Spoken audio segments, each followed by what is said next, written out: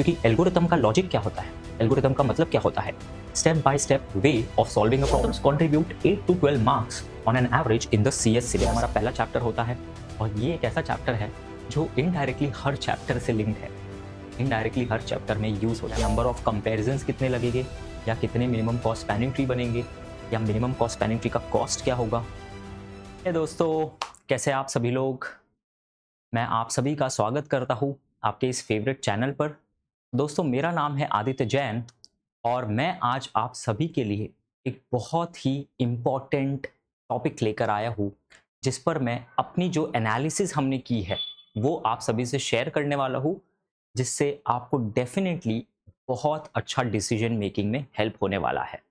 तो दोस्तों, बहुत हमारे पास डिमांड आती थी, जैसे कि मैं एल्गोरिथम सब्जेक्ट पढ़ाता हूँ, तो काफ़ी लोग मुझसे पूछते रहते थे, काफ़ी स्टूडेंट्स काफ़ी फ्रीक्वेंटली क्वेरीज आते थी कि सर क्या हम कौन से टॉपिक्स को प्रेफर कर सकते हैं, तो हमें एक थोड़ी डिटेल्ड एनालिसिस दीजिए।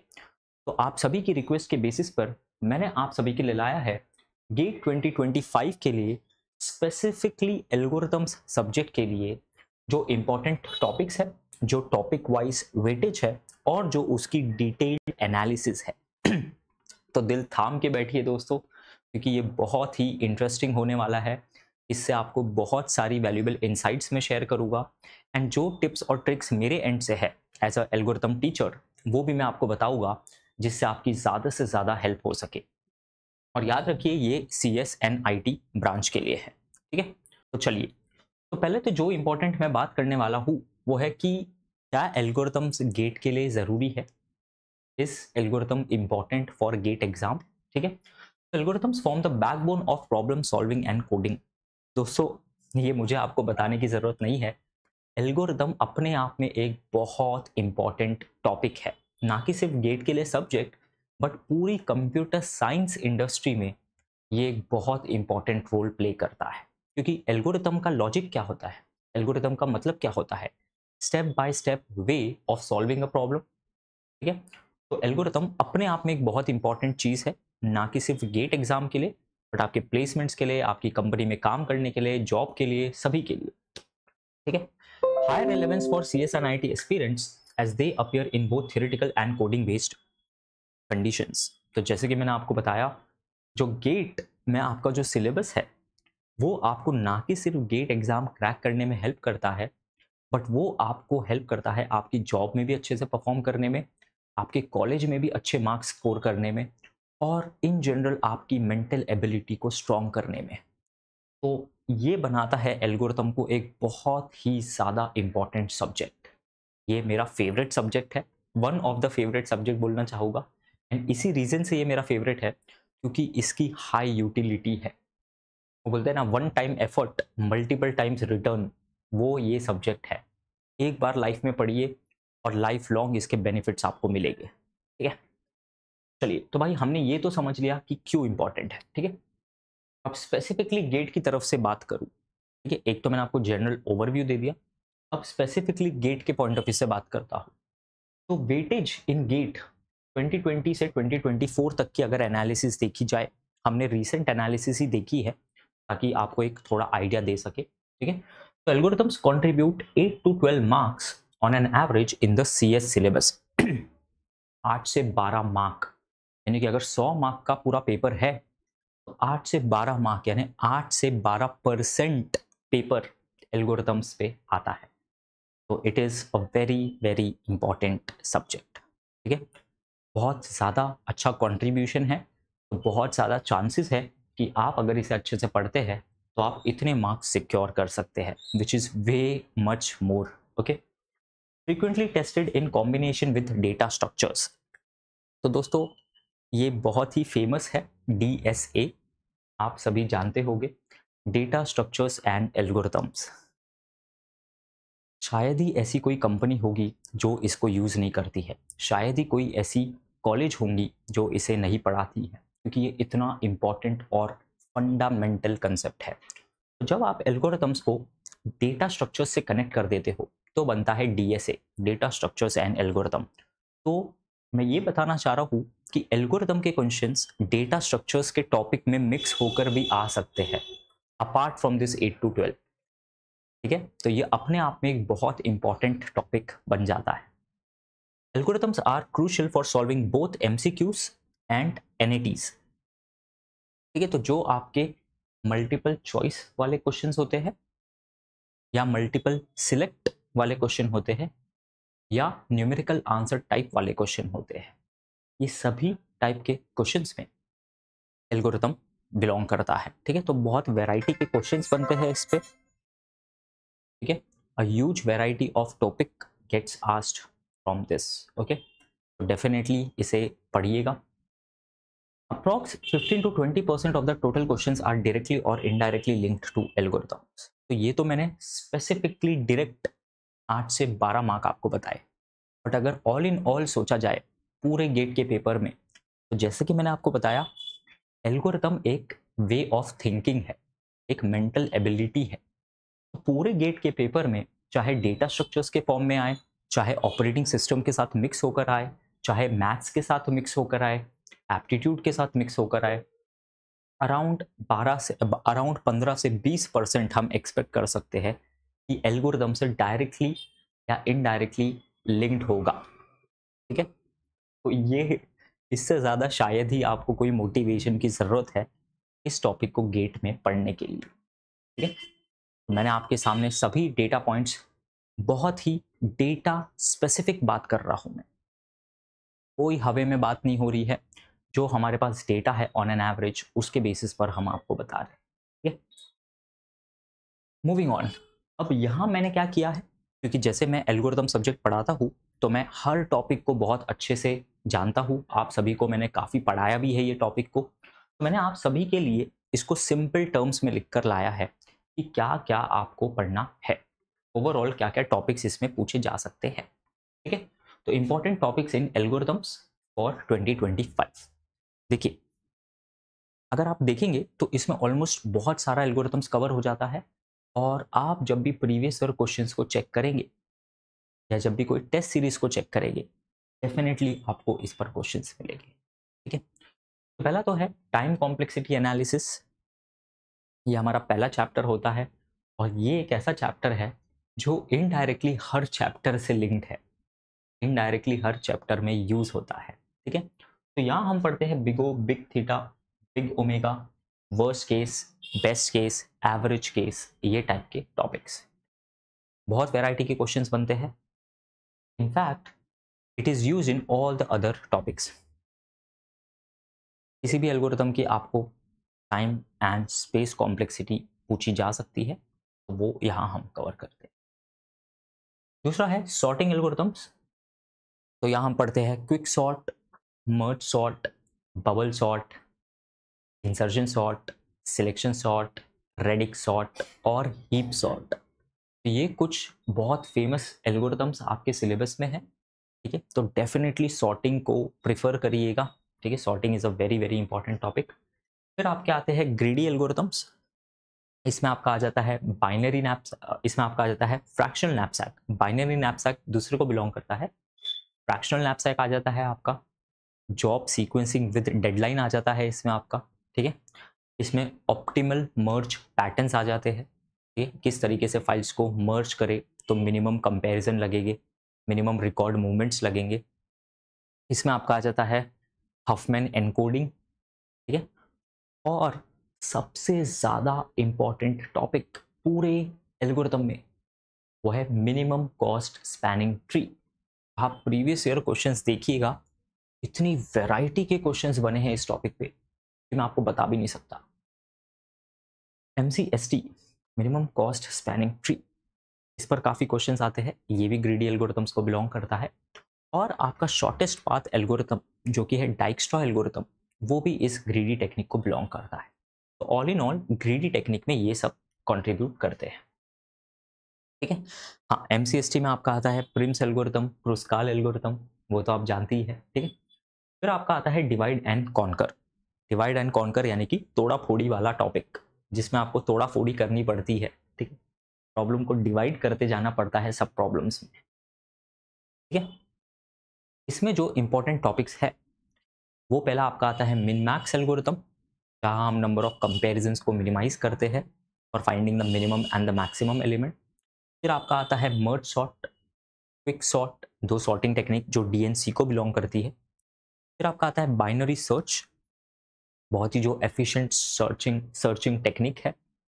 और आपका आता है मैट्रिक्स मल्टीप्लिकेशन, स्क्वायर मैट्रिसेस को कैसे मल्टीप्लाई करें डिवाइड एंड कॉन्कर मैकेनिज्म से। और एक और टॉपिक आता है लॉन्ग इंटीजर मल्टीप्लिकेशन। साथ ही साथ जो टाइम कॉम्प्लेक्सिटी डिटरमाइन करने का एक अप्रोच है, जो कि एक शॉर्टकट अप्रोच भी है और स्पेसिफिक केसेस में वर्क करता है, वो है आपका बेहतरीन चहीता टॉपिक मास्टर्स मेथड। गेट 2024 में भी इस पर क्वेश्चन आए थे, तो मास्टर्स मेथड भी हम यही बिलोंग करते हैं। तो ये सभी आपके लिए काफ़ी इंपॉर्टेंट एल्गोरिथम्स हो जाते हैं। फिर nonetheless dynamic programming, I don't know students को इससे बहुत ज़्यादा डर क्यों लगता है, बट जिस तरीके से हम पढ़ते हैं क्लास में, ठीक है, आप चेक कर सकते हैं हमारे क्रैश कोर्स में भी इस पर हम टॉपिक्स लाए हैं। तो जिस तरीके से हम पढ़ते हैं ये one of the most interesting topic बन जाता है। तो इसमें आपका आता है 0-1 नैपसैक, ओके, बाइनरी नैपसैक। यह आपका आ जाता है sum of subset problem, longest common subsequence problem, matrix chain multiplication. फिर ग्राफ के साइड आपका आ जाता है Bellman Ford algorithm, Floyd Warshall algorithm आ जाता है। फिर आपका और जो डेप्थ में जाते हैं हम, एक मल्टी स्टेज ग्राफ प्रॉब्लम आता है, ट्रैवलिंग सेल्समैन प्रॉब्लम आता है। तो ये सभी ग्राफ और डीपी लिंक करके बहुत ही फेमस प्रॉब्लम्स बनते हैं। फिर आते हैं आपके ग्राफ एल्गोरिथम्स पर। तो ग्राफ एल्गोरिथम्स में जैसे कि मैंने कहा ग्राफ ग्रीडी में भी है, ग्राफ डीपी में भी है। तो यहाँ आपका मोस्टली ग्राफ ट्रैवर्सल से रिलेटेड बातें होती है, जैसे कि BFS breath first search, DFS depth first search, okay.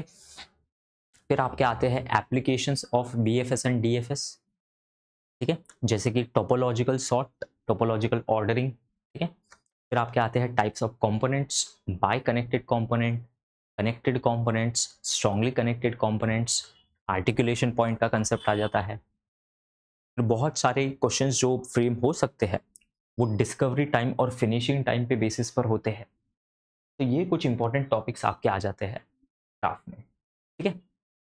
And these are high yield, तो इसको प्रायोरिटाइज करिएगा। देखिए आपका हीप टॉपिक भी इंपॉर्टेंट है, ठीक है, बट ये जो मैंने एल्गोरिथम्स लिख के लाए हैं आप वन बाय वन इनको प्रायोरिटी ऑर्डर में पढ़ सकते हैं, ओके। चल मूविंग ऑन। तो यहाँ मैंने टॉपिक वाइज एनालिसिस की कि जो भी मैंने आपको टॉपिक्स के नाम बताए उसको हम ओवरऑल एल्गोरिथम में फर्दर ड्रिल डाउन करें, फर्दर ब्रेक करें। अगर कि भाई एल्गोरिथम तो आता है 8 से 12 मार्क का, उसमें भी कौन से टॉपिक से ऑन एन एवरेज कितने मार्क का आ सकता है, तो ये एनालिसिस मैं आप सभी के लिए लाया हूँ, ठीक है। अगेन लास्ट 5 इयर्स के बेसिस पर ये एनालिसिस है, क्योंकि एकदम ज़्यादा पुरानी एनालिसिस करके इतना ज़्यादा फायदा नहीं होता है, इसलिए रीसेंट एनालिसिस में आपके लिए लाया, ठीक है। तो अगर डायनेमिक प्रोग्रामिंग की बात करी जाए तो अराउंड 3 से 4 मार्क का पूछा जाता है ऑन एन एवरेज। इसका मतलब ये है कि गेट 25 में इसी तरीके से पूछा जाएगा? बिल्कुल नहीं, कोई प्रेडिक्ट नहीं कर सकता, ना आप कर सकते हो ना मैं कर सकता हूँ। सिर्फ हम एवरेज के बेसिस पर एक रेफरेंस आइडिया ले रहे हैं। तो on an average dynamic programming आपका 3 से 4 मार्क का पूछा जाता है। जो ग्राफ एल्गोरिथम्स है वो 3 से 5 मार्क्स के पूछे जाते हैं। जो सॉर्टिंग एंड सर्चिंग को मिक्स करके पूरा ओवरऑल देखा जाए तो 2 से 3 मार्क के क्वेश्चन आते हैं। ग्रीडी एल्गोरिथम्स पे भी 2 से 3 मार्क के आते हैं। डिवाइड एंड कॉन्कर पे 1 से 2 मार्क के आते हैं। टाइम कॉम्प्लेक्सिटी पे 1 से 2 मार्क के।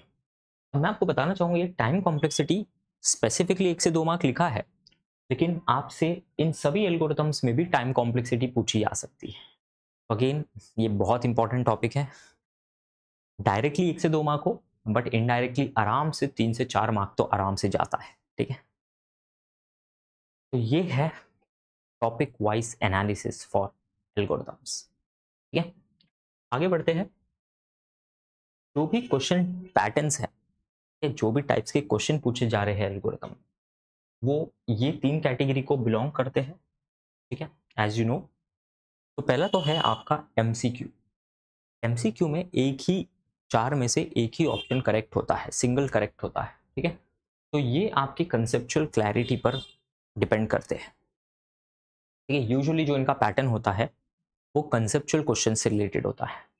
मान लीजिए आपको 2 स्टेटमेंट दे देंगे और आपको पूछा जाएगा which of the following statement is true, और फिर आपको 4 ऑप्शन दिए रहेंगे, only S1 is true, only S2 is true, both S1 S2 is true, none of S1 and S2 are true.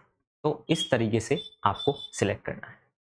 फिर आपका आता है न्यूमेरिकल आंसर टाइप, ठीक है। तो ये जो होते हैं, ठीक है, न्यूमेरिकल आंसर टाइप के क्वेश्चन, ये ज़्यादातर आपके डिवाइड एंड कॉन्कर या नंबर ऑफ कंपेरिजन्स कितने लगेंगे, या कितने मिनिमम कॉस्ट स्पैनिंग ट्री बनेंगे, या मिनिमम कॉस्ट स्पैनिंग ट्री का कॉस्ट क्या होगा, ठीक है।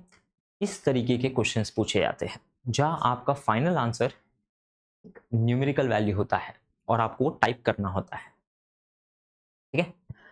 यहाँ पर आपको ऑप्शंस नहीं दिए जाते हैं। और जो सबसे इंपॉर्टेंट पॉइंट मैं आपको बताना चाहूँगा वो ये है कि you have to be very very accurate.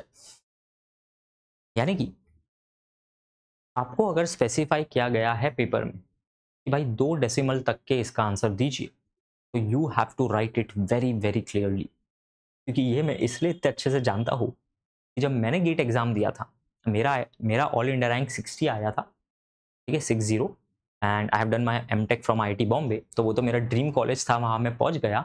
लेकिन मालूम है क्या हुआ था, पेपर में मैंने एक क्वेश्चन प्रॉपरली सॉल्व किया, लेकिन 2 डेसिमल पॉइंट की जगह मैंने उसको 1 डेसिमल पॉइंट तक के लिख के आया, ठीक है। मैंने एक ही डेसिमल पॉइंट तक के एक्यूरेट लिखा उसको। मेरा आंसर पूरा करेक्ट था, लेकिन मैंने टाइप करते टाइम मिस्टेक कर दी और उससे मेरे 2 मार्क का लॉस हो गया। वो 2 मार्क अगर मेरे होते तो मैं शायद ऑल इंडिया रैंक 40 के भी नीचे आया होता। बट ठीक है, सभी से मिस्टेक्स होती है, हमें कम से कम मिस्टेक करनी है। Accuracy is very important. मेरी पूरे गेट पेपर में सिर्फ एक क्वेश्चन में नेगेटिव मार्किंग थी। मेरे कुछ और क्वेश्चन भी रॉन्ग हुए थे, लेकिन वो नॉन नेगेटिव मार्किंग वाले थे। नेगेटिव मार्किंग वाले क्वेश्चन में से मेरे पूरे पेपर में सिर्फ एक क्वेश्चन रॉन्ग हुआ था, जिससे मेरे -0.66 मार्क्स हुए थे पूरे पेपर में। तो एक्यूरेसी बहुत मैटर करती है। कई लोगों ने मुझसे कहीं ज़्यादा क्वेश्चन सॉल्व किए थे, बट फिर भी उनका रैंक मेरे से कम आया, यानी मेरे से पीछे आया। क्यों? क्योंकि दोस्तों, एक्यूरेसी। और इसलिए आपको बहुत अच्छे तरीके से पेपर को अटेम्प्ट करना है, ताकि नंबर ऑफ क्वेश्चंस तो आपके ज़्यादा हो ही हो, एक्यूरेसी भी हाई होनी चाहिए, ठीक है। ये जो MSQ टाइप के क्वेश्चन होते हैं, ये बहुत ही बेहतरीन क्वेश्चन होते हैं, क्योंकि ये आपकी रियल नॉलेज को टेस्ट करते हैं, ठीक है।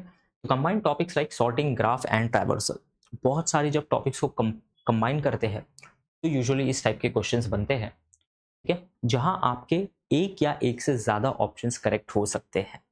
ये अलग से मेंशन होता है एग्जाम में, ठीक है। तो most questions revolve around conceptual clarity, application and logic derivation. तो दोस्तों, जैसे कि आप जानते हैं, गेट एग्जाम एक एप्टीट्यूड बेस्ड एग्जाम है। ये कोई थ्योरेटिकल एग्जाम तो है नहीं, पन्ने तो भर के आने नहीं है हमें, ठीक है। तो ये आपके कंसेप्ट्स को टेस्ट करती है। तो इसलिए जो भी क्वेश्चंस एल्गोरिथम पे बनते हैं वो तो पहले से ही लॉजिकल होते हैं, उसमें और एप्टीट्यूड का तड़का आ जाता है। तो जितने भी क्वेश्चंस आपके होते हैं बहुत ही लॉजिकल होते हैं। तो अगर आपकी कंसेप्चुअल अंडरस्टैंडिंग अच्छी है, आप बहुत बढ़िया परफॉर्म करेंगे इसमें, गारंटी से। मूविंग ऑन, मैं आपके लिए कुछ टिप्स लेकर आया हूँ, क्योंकि जैसे कि मैंने आपको बताया, मैंने काफ़ी स्टूडेंट्स को गाइड किया है स्पेसिफिकली इस सब्जेक्ट में भी, और बहुत सारी क्वेरीज मेरे पास आती है, और मैं जब सभी को आंसर देता हूँ तो मैंने सोचा कि यार आपको भी मैं बता ही देता हूँ जो कॉमनली आस्क्ड टॉपिक्स है, मिस्टेक है, जो लोग बहुत ज़्यादा फ्रीक्वेंटली क्वेरी पूछते हैं, ठीक है। तो पहली बात तो है कि भाई कोर कंसेप्ट्स को समझना ही समझना है। लोग उल्टा करते हैं, लोग हज़ारों क्वेश्चन सॉल्व करते हैं और फिर भी कंसेप्ट क्लियर नहीं होते। आपको रिवर्स करना है, कंसेप्ट क्लियर करना है और फिर आप हज़ारों क्वेश्चन सॉल्व कर सकते हो। ये होता है एक टॉपर का माइंडसेट। वो अपने कंसेप्ट्स को इतने अच्छे से क्लियर करते हैं कि वो बहुत सारे क्वेश्चन सॉल्व कर पाते हैं, ठीक है।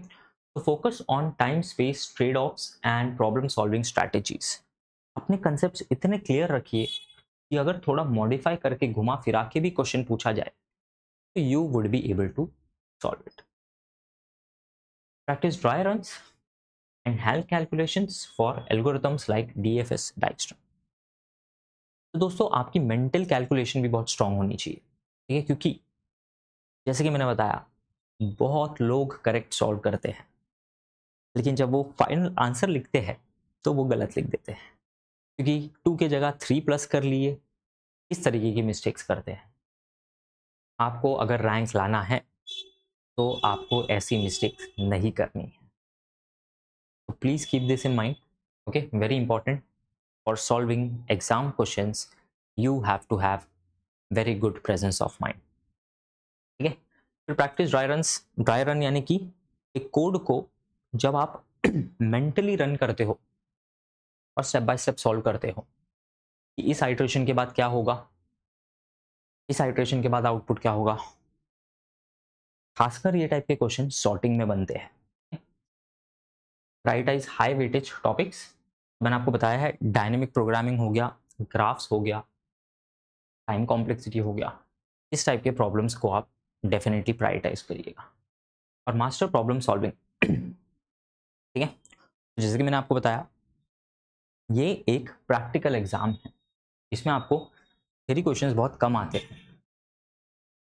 आपके कैलकुलेशन की स्पीड, आपकी प्रॉब्लम सॉल्विंग एबिलिटी बहुत अच्छी होनी चाहिए, तो प्लीज उस पर भी फोकस करिए, ठीक है। And one more suggestion I have for you is कि प्रैक्टिस अगर करना है, वैसे तो अभी बुक पढ़ने का सही टाइम नहीं है, बट जस्ट इन केस अगर आपको थोड़ा और एक्सप्लोर करना है तो आप CLRS, जिसे हम बाइबल ऑफ एल्गोरिथम बोलते हैं, इस टॉपिक को चेक कर सकते हो, ठीक है। और ये दूसरी बुक भी मैंने आपके लिए लाई है। और अगर कुछ प्लेटफॉर्म्स देखने हैं तो these are various platforms which you can check, ठीक है। बट हमारे ही चैनल पर आपको इतने अच्छे गाइडेंस मिलेगी, इतने अच्छे लेक्चर्स मिलेंगे कि आप डेफिनेटली उसे प्रायोरिटाइज कर सकते हैं, क्योंकि ये हमने ही खुद से बनाया है। तो वी आर श्योर कि जो आपको वैल्यू एडिशन यहाँ मिलेगी वो शायद ही और कहीं मिलेगी। आप डेफिनेटली ज्वाइन करिएगा, हमारा क्रैश कोर्स भी आ रहा है एल्गोरिथम पर, आप प्लेलिस्ट भी चेक कर सकते हैं, बहुत ही अच्छे वे में आपका रिवीजन हो जाएगा, ठीक है। Moving on to the last thing, तो पहली बात तो समरी ऑफ प्रिपरेशन अगर मैं आपको बताऊं तो एल्गोरिथम एक बहुत ही हाई स्कोरिंग सब्जेक्ट है, यानी कि जिसका ये सब्जेक्ट क्लियर है उसके बहुत ही बेहतरीन मार्क्स आने वाले हैं। मेरे खुद के रैंक लाने में एल्गोरिथम्स का एक बहुत अच्छा रोल था, ठीक है। Prioritize high yield topics and focus on problem solving skills, जैसे कि मैंने आपको बताया है, हमने आपको टॉपिक वाइज एनालिसिस ऑलरेडी दे दी है, यू कैन प्रायोरिटाइज अकॉर्डिंगली, ठीक है। Final tips, use previous year questions for practice, allocate daily time for theory coding practice and mock test. ये मेरे आपको बहुत ही ज़्यादा इंपॉर्टेंट सजेशन होगा कि आप प्रॉब्लम सॉल्विंग भी करिए, मॉक टेस्ट भी करिए और कंसेप्ट भी क्लियर करिए, साथ ही साथ तीनों चीज़ करिए। ऐसा नहीं कि कंसेप्ट बहुत क्लियर है लेकिन प्रॉब्लम सॉल्व करने में 20 मिनट लग रहे हैं, और ऐसा भी नहीं होना चाहिए कि भाई प्रॉब्लम तो जल्दी सॉल्व हो जा रहे हैं बट क्वेश्चन ही क्लियर नहीं है। तो आपको कंबाइंड वे में प्रैक्टिस करनी है। मॉक टेस्ट जरूर दीजिएगा, it will help you strengthen your concepts, आपके कंसेप्ट्स को और स्ट्रॉन्ग करने में आपको ये हेल्प करेगा, ठीक है। And consistency and practice are the keys to cracking GATE exam. जितना बताया जाए उतना कम है, बट जितना आप कंसिस्टेंट रहेंगे, जितनी आप प्रैक्टिस करेंगे, उतना ही आप बेहतरीन स्कोर कर पाएंगे। ये रियलिटी है गेट एग्जाम। तो दोस्तों इसी के साथ इस यूजफुल सेशन को मैं आपके लिए करता हूँ एंड। आई होप जो भी मैंने पॉइंट्स बताया है आपको हेल्प करेंगे। एंड मेरा नाम है आदित्य जैन, और इसी के साथ आज के इस टॉपिक को करते हैं end. All the very best, keep practising, thank you.